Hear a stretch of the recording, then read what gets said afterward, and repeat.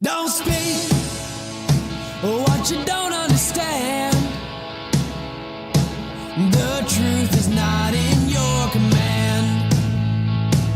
Don't shout about what you think is fake. The decision isn't yours to make. Don't lie about the way things are. Tall tales will take you very far. Don't scoff when they say it's the end.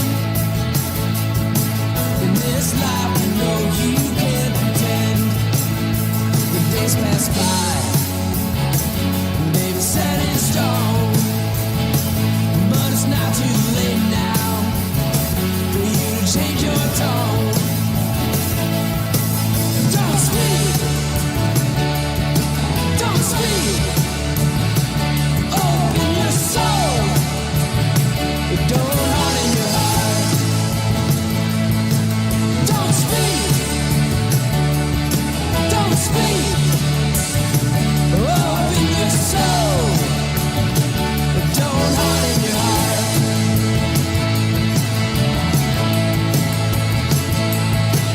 Don't bask in a light that's not yours. We're not fighting a fictitious war. Don't boast about all the things that you've done, because in your hand you hold the gun. Your voice isn't gone, it's not been stripped away, but a broken record might as well not play.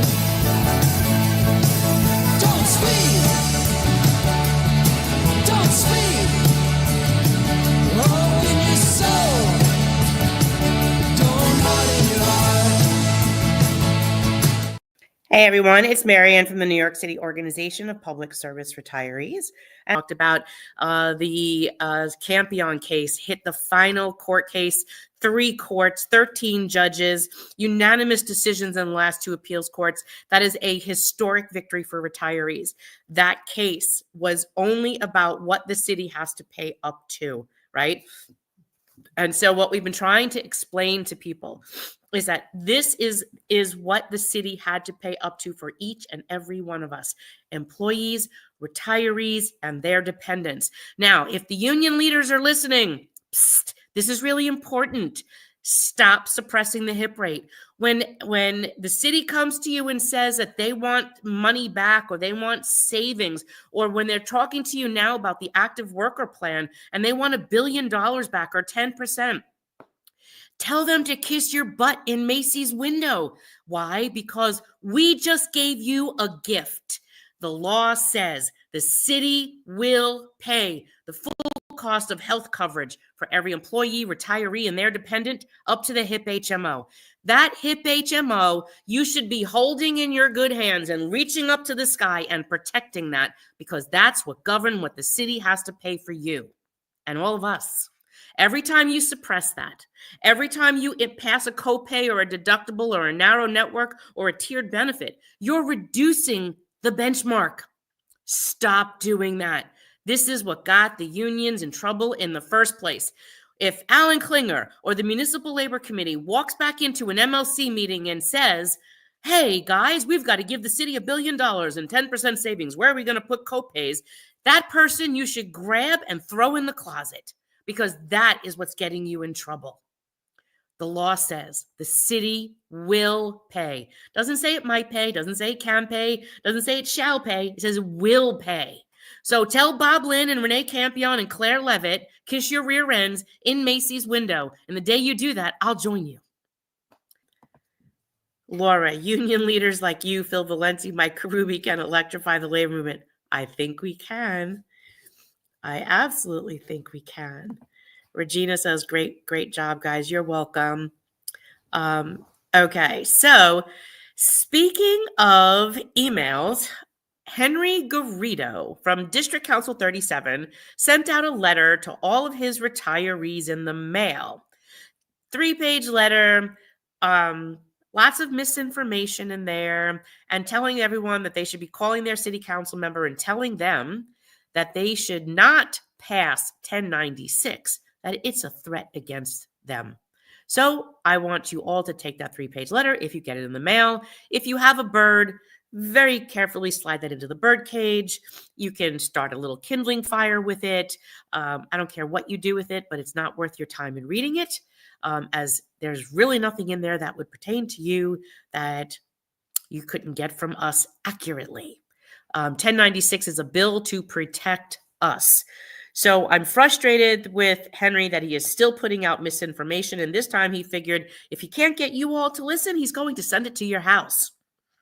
The bottom of page 2 actually says, please call the city council and tell them I'm a city worker, retired city worker. Please do not support Intro 1096 2024. So all of you, I think when we get back into town, like you guys come after vacation, come back home, the Facebook page opens. I think when we start doing our emails to the city council, we may just want to send a few love notes to Henry Garrido. So, yeah, I know, Laura, unbelievable. He absolutely is unbelievable. Bathroom tissue. I don't know. If you have a delicate tush, Gerald, you may not want to wipe your rear end with that. But, yeah, he is a piece of work. And retired police officers, Florida, Cape Coral-ish area. Goes by the name Bill. I'm sure you all know him. We've done many of these Don't Be Bill videos. And so this morning, we did another Bill video, like Bill, Don't Be Bill, part 852. So what is that about? Bill yesterday put out this tirade, and I put it in the video, spreading misinformation about the union drug plans are ending and that our win on Tuesday, our historic win on Tuesday, was a detriment to the police unions. So we reached out to some of the police unions today and said, hey, how do you feel about this? And they were like, great going. That was a great job. Congratulations. I was like, did it impact you in any way? They're like, what do you mean? Like, did it hurt you? No. What about your welfare fund? No. What about your drug plan? No. Okay. Well, there you go. So every year, drug plans end. Drug plans are an annual plan.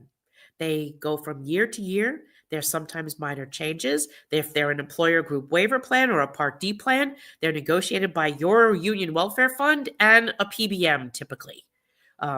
Pharmacy Benefit Manager, PBM.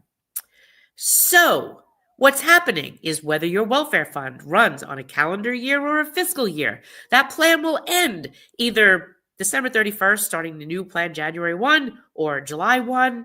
But no welfare fund was impacted in any way, by our win on Tuesday. What is impacting the drug plans citywide, to all employers nationwide, to all union welfare funds nationwide? The Inflation Reduction Act. And that had nothing to do with us. That was the President of the United States and Congress that passed the Inflation Reduction Act. And that's the plan that actually gives you that $2,000 a year annual out-of-pocket maximum on your drug costs. Because now you are paying less, the plan has to absorb more. That had nothing to do with us. That had to do with the Inflation Reduction Act, or IRA for short. I know. So if you are a retired police officer and you are in that Florida, one of those couple Florida groups, the GHI group, NYPD, GHI, get the heck out of there. There is no reason for you to be in that group anymore. That guy has lied to you for like 3 or 4 years. Call it a day. Come over to us. We care about you. We tell you the truth. You can fact check us anytime you want. No one is fact checking him. And if you call Medicare and Medicare says, yes, your plan is ending. Of course it is. It's the end of the year. Your new plan is starting. You never called them Medicare before about your drug plan. If you did, you would know that every year your Medicare drug plan ends. That is normal. And the unions this time, they have to either make sure that their drug plan offered to a Medicare eligible is either a qualified Part D drug plan or it is a creditable Part D drug plan. That still had nothing to do with us or the litigation. So, Bill Mack, stop spreading caca, because that's exactly what you're doing, and you're freaking out your own retired cops. So, everyone that's in that page, just abort, leave, come over to us where you can get factual information and transparency rather than, retired sergeant who's lost his mind and his wife who worked for Aetna and trying to sell you insurance that you don't need. All right, let's move on.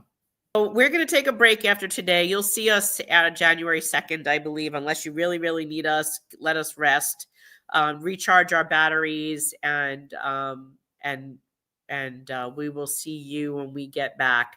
There's really nothing else to add. If you do get that DC-37 letter, just throw it in the garbage. It's not even worth getting your blood pressure up over reading it. It's just a waste of a stamp. Or even better yet, right, return to sender.